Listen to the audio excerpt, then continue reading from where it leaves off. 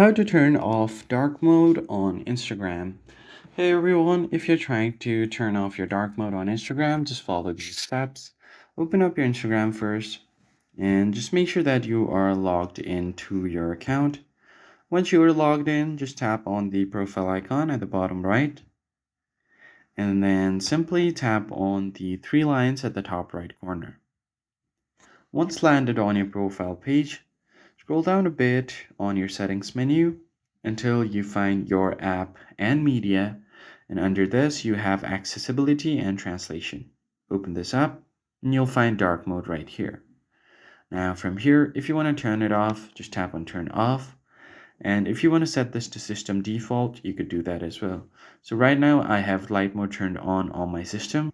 So if I just go ahead and turn on dark mode on my system, Instagram will also turn into dark mode. And that's pretty much it.